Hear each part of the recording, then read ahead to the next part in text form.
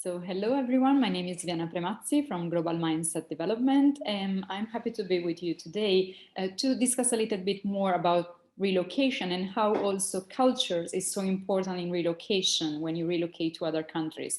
And I'm happy to have with me today a guest from like Vietnam, but not actually from Vietnam, but help like people to relocate to Southeast Asia. And so welcome, John. And would you like to introduce yourself and what do you Okay. do? Yep. Thank you, Viviana, and thank you for inviting me. So, yes, my name is John Knipfing. I'm an American, and I'm living in Vietnam. I've lived here for the past uh, roughly 15 months.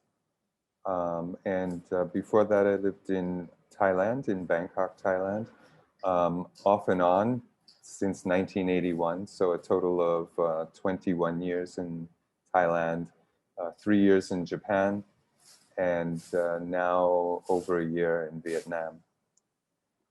Good. So you have a wide knowledge about, I would say, Southeast Asia and maybe also the differences between Southeast Asian country, but how it is for a person from maybe, let's say, Europe or maybe even North America. We know that there are a lot of differences also inside Europe and North America, but when Yeah. someone, let's say, from Europe relocate to Southeast Asia, what are the things that maybe they could be evident for them that are cultural differences or they should be aware of?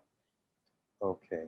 Um, I think the first thing to be aware of is that the systems there are very hierarchical, and so uh, people are much more conscious of each other's status, Mm-hmm. and relative status between people is very important. People need to establish quickly whose status is higher and who is lower so that they know how to interact with each other Mm-hmm. properly.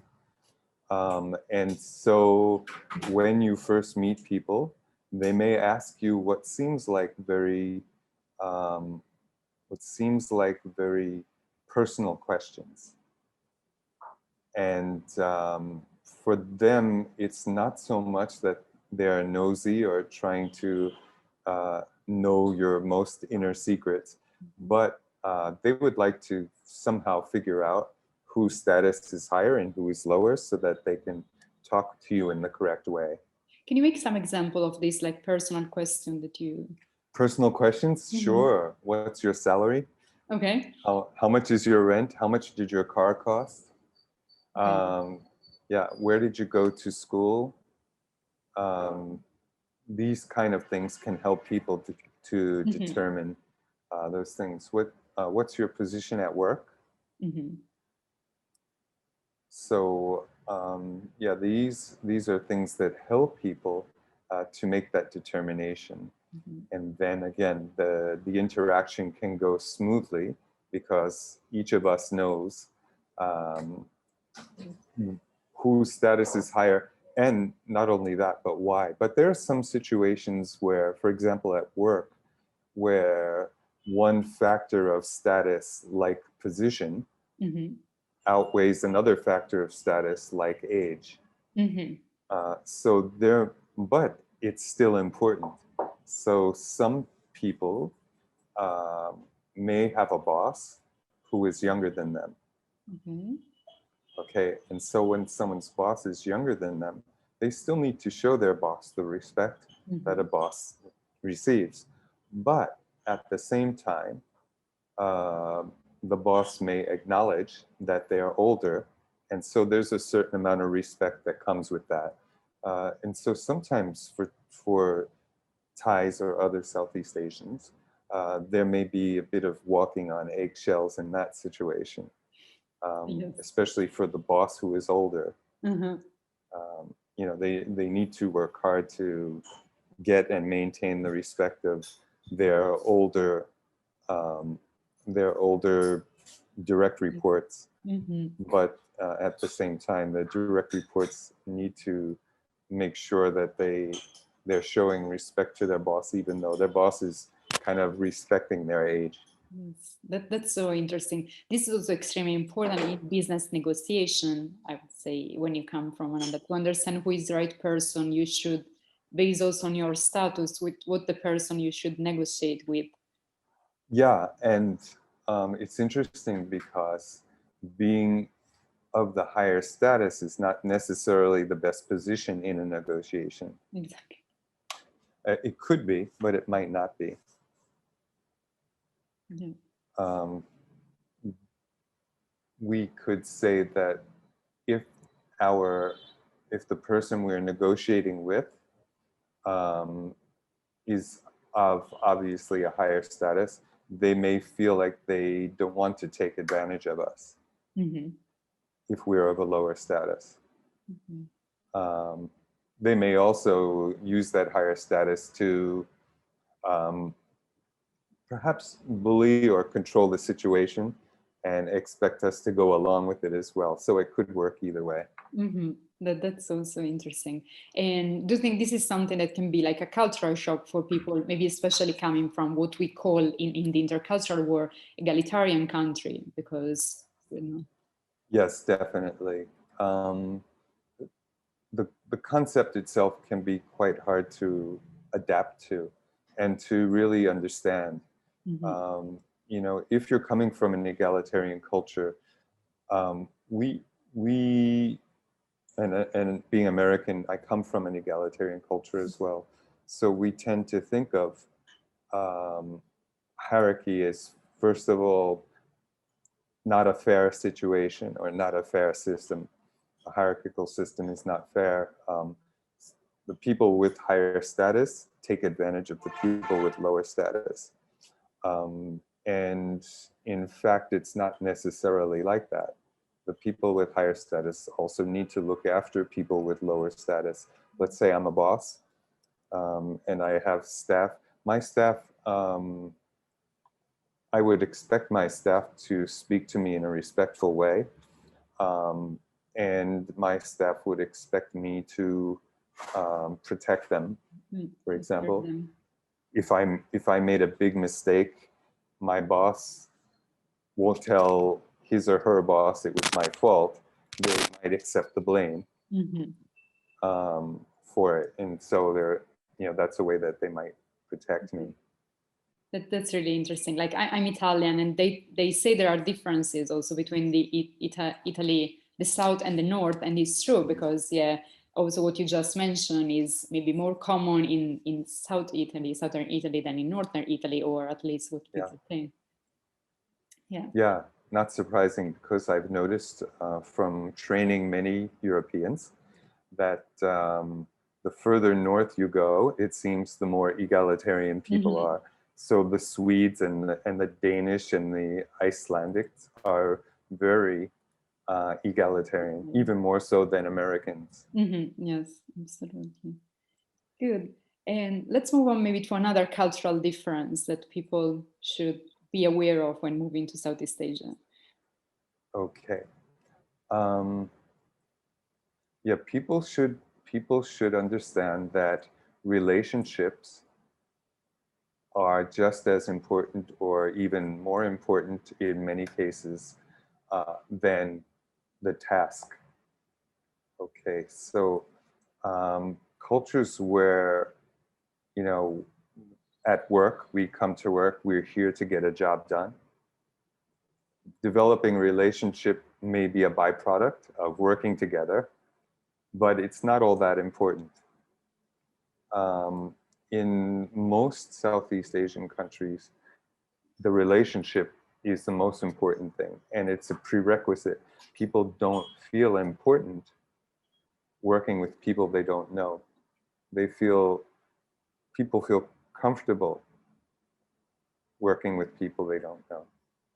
And so they will take a lot of time at the beginning, let's say, of a business relationship to get to know each other. And I can give you an example. Many years ago, I was the personal assistant to a Thai billionaire. And once in a while, he would get a visit on a Friday afternoon from a Thai friend or acquaintance. And with him would be a businessman from North America or from Europe. and that person would, over 20, 30, 40 minutes, give a presentation. And I was always thinking, wow, what a great presentation. I think my boss is going to really like this and go for it. But he would just say, when is your flight out? When are you going to the next country? Because they were usually on like a tour of Asia, 6 countries in 2 weeks or something like that. And so if they said, Monday or Tuesday, he would say, come with me. We would go downstairs to his van and be driven 3 hours away to his country club. And we would have dinner and then maybe have drinks and karaoke, and maybe golf in the morning. But what he was really saying was, yeah, you have a nice presentation. You might have an airtight contract that you'd like me to sign, but I don't know you. Yeah. Right. So let's get to know each other a little bit, and maybe after we know each other, I would consider something like this. It's not interesting. It's not uninteresting, but also what he was saying is, and by the way, this huge country club is mine. This is who I am. And so, if I'm not excited about your little deal, you should understand why. Why? Yeah. But the thing is, these people never came back. Yeah. They were all expecting to get a signature on a piece of paper. Yeah. After 40 minutes of talking to somebody. And in the US, that might work. Maybe somebody will say, well, this is great. I'm really interested. May I have my lawyer look at your contract? But an airtight contract, a nice presentation in Thailand or Vietnam or many other countries in Southeast Asia won't work as well as really knowing somebody. Yeah. Yeah, and again, this is interesting also when we think about Europe, and again, the differences also between Southern Europe and Northern Europe. That is about like spending time together, or let's say the dinners or the lunches, the having together, and also sharing information about the personal life. That is something not all the cultures and the people are comfortable with, because I'm here to talk about business, not about to talk about like my daughter or my dog or anything related to like my private life. Right. Yeah, so the adjustment in that case for Southern Europeans may be easier, but keep in mind, everything is relative. Exactly. Right? So even though compared with Northern Europeans, for Southern Europeans, this relationship building and maintaining is very important, but compared to most Southeast Asians, they still will seem quite, what can we say, task-oriented, right? Yes, absolutely. Yeah.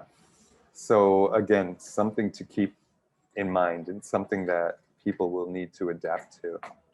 Yeah, great. Let's move on to the third, let's say, cultural difference for today, and then I have another question for you. Oh, sure. Let's see. Okay, I would say that the Southeast Asians are group-oriented, and so they're not individualistic at all. They think of themselves as members of several in-groups in their lives. And so their relationships tend to be with the members of an important group. So it doesn't mean that every group they belong to is important to them. There are some groups that are important, starting with their extended family. Their parents and brothers and sisters and grandparents, aunts, uncles, and cousins are all very, very important to them. They'll make great sacrifices for any of this extended family. They also have friendships going back to elementary school, high school, university, previous jobs. And the older the relationships, the older the group of friends, the more important they are. And they still maintain these relationships throughout their lives. So I'll give you an example. In a running group that I belong to in Thailand, one of the members just turned 70, and several times a year, he tells me that he's got a reunion with his high school friends. Wow. Okay. So he graduated high school more than 50 years ago, but still, goes and plays golf and has reunions with his high school friends. Yeah, absolutely. But in any case, for people who are from individualist societies, we tend to have our relationships with other individuals. And so that can be quite disorienting. When you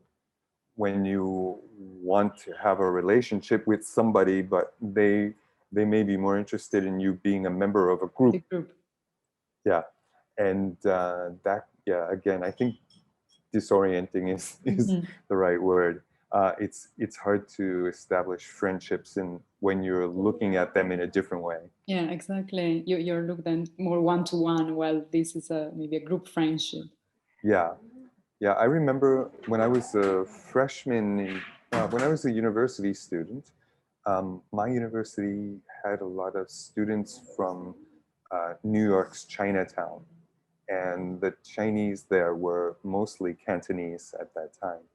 And so they had many small groups or cliques at the university. And it was really hard to become friends with any of them. I mean, just one-to-one. But I did make a friendship with one of them who introduced me to other people, I guess, within her group. And I never realized that they were all within her group. And I remember having a classmate who was also Cantonese. And I was telling him who my Chinese friends were. He said, "Oh, you're in that group."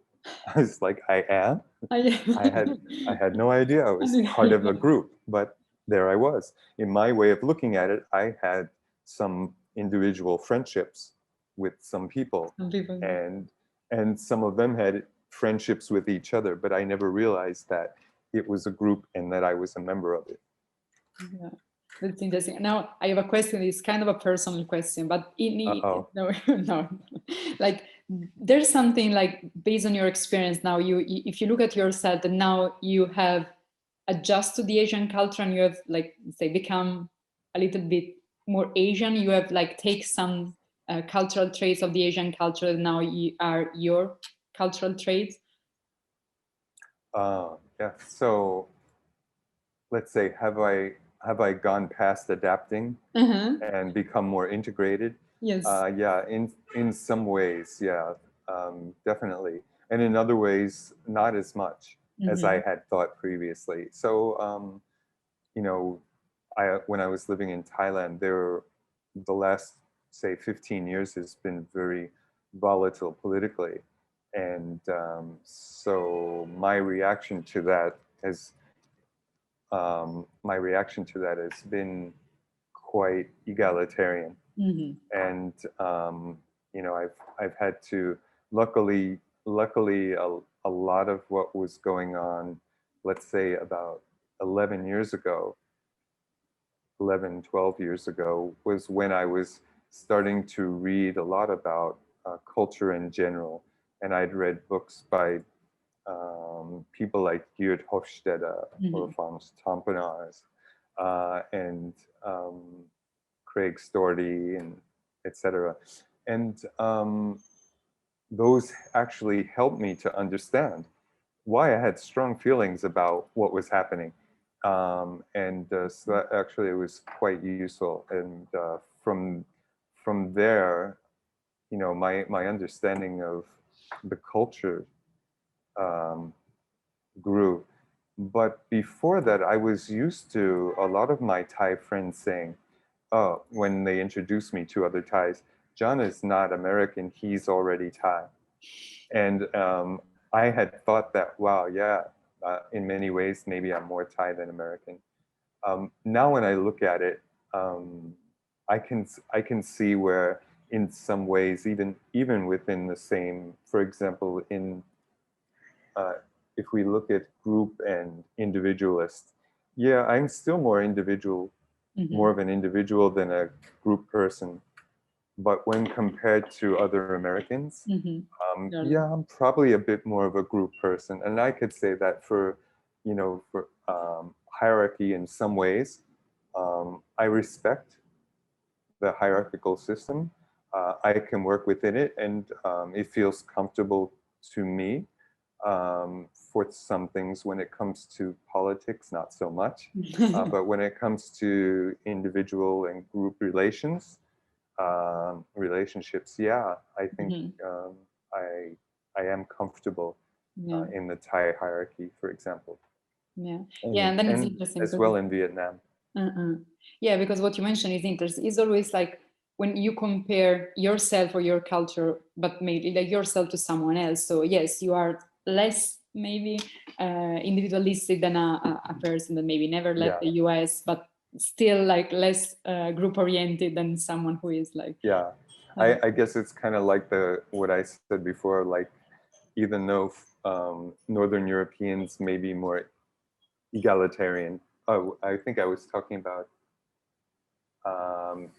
egalitarian. Then Southern Europeans will still need to adapt when they go to Southeast Asia because they're more, they're still more egalitarian than Southeast Asians are. Yes, absolutely. And one last question that maybe, I don't know, just if you have considered that, how did the different cultural dimension also maybe had an impact in the way COVID was managed? So this like group orientation or me being more hierarchical. So there was something that you saw, okay, this was a different way of managing compared to, I don't know, the US. Or... Yeah. So I would say that those two dimensions of culture, hierarchy and the group orientation, definitely affect things. The group orientation, I can't quite put my finger on it though. Again, people do feel more a part of their groups than society as a whole, than individualist people. But if we look at the cultures that have succeeded, I think especially in Asia, the most Asian countries are doing quite well. But I think hierarchy also has a bit to do with it. And there we can say, for example, I live in Vietnam, which is among the top countries in the world in dealing with COVID-19. And so a country of nearly 100 million people has had only 35 deaths total, over the last year plus. And they have a land border with China where we believe the virus started. But the government has been very serious about it and told people to wear masks. Now, I should say this. People in where I live in Ho Chi Minh City or Saigon are used to wearing masks anyway. People ride motorbikes a lot or ride on the back of motorbikes and they put on a mask to protect themselves from pollution. Okay. And so having to wear a mask all day when you're outside is not a big deal. There have been times where we wore masks in the office, especially earlier last year. But when the government says, everybody wear a mask when you are outside, people follow. Okay. And so it's kind of that respect for authority that hierarchical societies develop. That has been one way of, one factor that has made the measures successful. There have been cases where whole neighborhoods have been locked down. Whole neighborhoods or sections of cities within Vietnam have been locked down. And so it doesn't mean that, they rope them off like in some post-apocalyptic movie and let them, fight among themselves or whatever. But People were brought water, they were brought food, but they were not allowed to leave for a period of time. Um, there's now a policy here and in Thailand as well, and perhaps other Southeast Asian countries, where if you want to come in, you can apply for a visa as an expert to work for your company, which has a job for you here. But when you enter, you have to go into quarantine for 2 weeks. Yes. Not at somebody's home, but in a hotel that has designated floors for quarantine until your second COVID test. You cannot leave your room. After your second COVID test, you can they'll have a designated area where you can walk around alone for a period of time, 40 minutes, something like that, each day. But they're very serious about it. They have very strict rules. Yeah. And people are willing to follow those rules. Yeah, exactly. And the only times when there are problems is when people are not following the rules. Exactly. There are a few people. It only takes a few people. Yeah. Yeah. But very quickly, because they've maintained a very low level of spread of the virus. Nice. They seem to be able to get on top of these situations quickly. Close down schools. A few weeks later, the numbers are low and schools are open again. Yeah. Yeah. That's interesting. Good. Thank you so much. Thank you for you're welcome. Your experience that you share, and thank you again. Bye. Yeah, I hope the information is useful to your listeners. They were super useful, and I hope really we will be able to collaborate in the future and maybe also travel to either Southeast Asia or Malta or Vietnam. Yeah, wouldn't that be interesting? Yeah. Okay. Bye.